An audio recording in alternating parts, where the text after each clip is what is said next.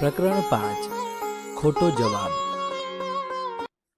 Father વાલેસનો જન્મ Spain દેશમાં થયો હતો. તેમનું નામ કાર્લોસ ગોન્ઝલેસ વાલેસ હતું. તેઓ વર્ષો સુધી અમદાવાદની સેન્ટ ઝેવિયર્સ કોલેજમાં ગણિતના અધ્યાપક રહ્યા હતા. તેમના ગુજરાતી ભાષામાં 25થી વધુ પુસ્તકો પ્રગટ થયા છે. સદાચાર, વ્યક્તિ મંગલ, કુટુંબ મંગલ, ગાંધીજી અને નવી પેઢી અને શબ્દલોક આદિ તેમના જાણીતા પુસ્તકો છે. આ એક સંવેદનશીલ, મર્મસ્પર્શી અને જીવન મૂલ્યોની ઊંડાણપૂર્વક સમજાવટ આપતો લેખ છે. આ લેખમાં લેખકે એક સામાન્ય પરીક્ષાની ઘટનાઓ દ્વારા વ્યક્તિના આત્મવિશ્વાસ, મૌલિકતા અને વિચારશક્તિ વિશે ખૂબ જ સ્પષ્ટ અને પ્રેરણાદાયક સંદેશ આપ્યો છે.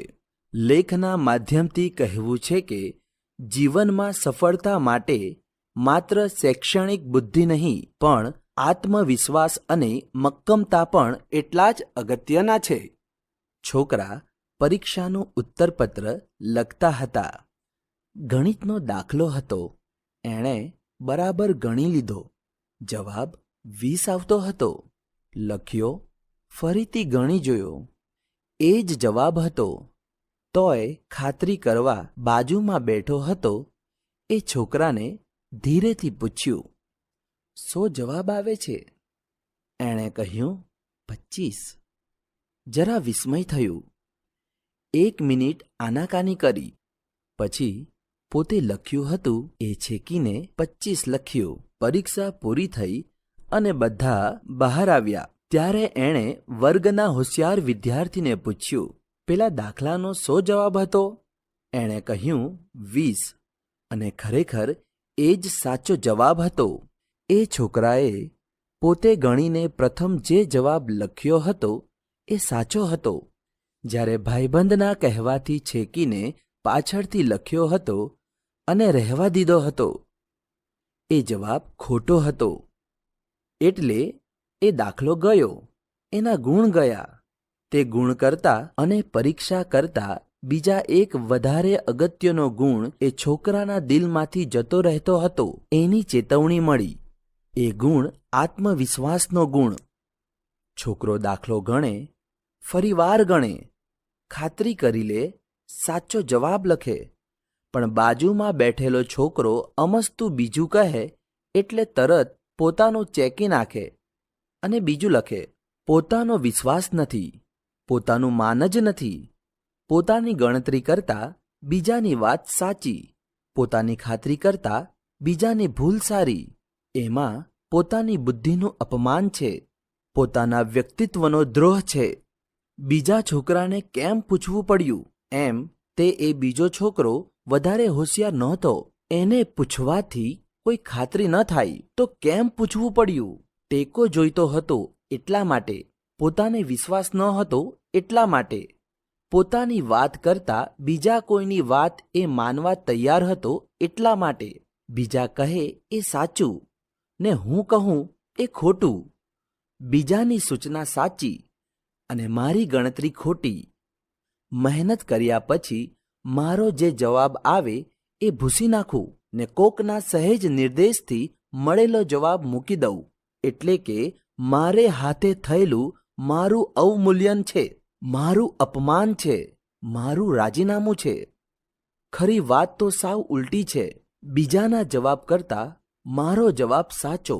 મારું કામ છે, મારી ગણતરી છે, મારો વિશ્વાસ છે. અને જવાબ ખોટો હશે તોય મારો જ હશે અને હું એ મારા જવાબ તરીકે રજૂ કરીશ. ને ભૂલ હશે તો સુધારી લઈશ અને શીખી જઈશ.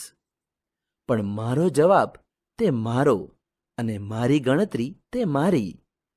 કોઈને પૂછવાની જરૂર નથી. ને પૂછ્યા વગર પણ જો બાજુમાં બેઠેલો છોકરો બીજા જવાબ કહીને જણાવે તોય હું મારો જ લખીશ. સાચો તો સાચો અને ખોટો તો ખોટો, પણ મારો ખરો.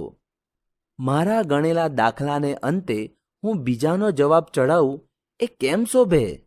વિચાર મારો અને પરિણામ બીજાનું. ગણતરી મારી અને રકમ બીજાની. લખાણ મારું અને સહી બીજાની, એ રીતે જીવન ચાલે? મારા દાખલાને માટે ઉછીનો જવાબ ન જોઈએ અને મારા જીવનના માટે ઉછીની જવાબદારી ન જોઈએ.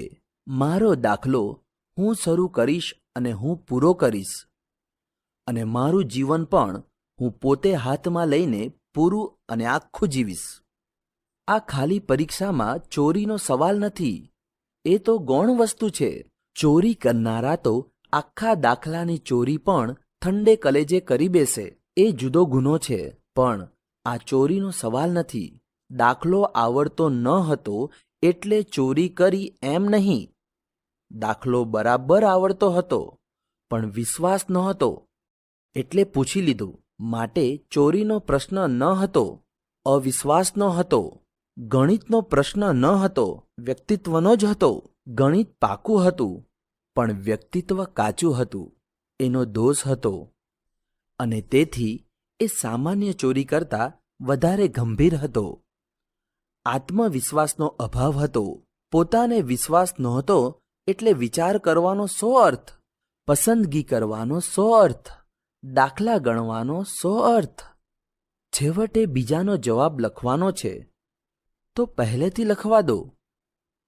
છેવટે બીજા કહે તે પ્રમાણે કરવાનો છે તો પહેલેથી કહેવા દો. પોતાનો દાખલો લખીને છેલ્લે પારખો જવાબ કેમ લખાય? પોતાની બુદ્ધિ ચલાવીને છેલ્લે બીજાનો નિર્ણય કેમ સ્વીકારાય?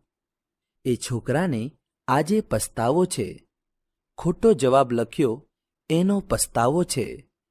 પણ વિશેષ તો પોતે સાચો જવાબ મેળવ્યો હોવા છતાં મનની નબળાઈથી અને ભાઈબંધના કહેવાથી ખોટો લખી નાખ્યો એનો પસ્તાવો છે. ઘેરથી એને કહેશે કે ગણિતમાં ઓછા માર્ક આવ્યા છે એટલે ગણિત પાકું કરવું જોઈએ, પણ પોતાનું દિલ એને કહેશે કે એનામાં સ્વતંત્રતા, મૌલિકતા, મક્કમતા નથી, અને વિશેષ તો આત્મવિશ્વાસ નથી. એ પણ પાકા કરવા પડશે. કરશે? લેખક જણાવે છે કે આ માત્ર ગણિતની ભૂલ નહોતી, પણ આત્મવિશ્વાસના અભાવની પીડાદાયક અસર હતી. પોતે સાચું હોય છતાં બીજાની વાતમાં આવી જવું એ પોતાના વિચાર અને વ્યક્તિત્વનું અપમાન છે. મારું કામ છે, મારી ગણતરી છે, મારો વિશ્વાસ છે, આ ભાવ જ આત્મવિશ્વાસનો મક્કમ પાયો છે. જીવનમાં શીખવા માટે ભૂલ કરવાની છૂટ છે, પણ બીજાની વાતને એંધાણ વગર સ્વીકારી લેવી એ આપણી અંદરની નબળાઈ દર્શાવે છે.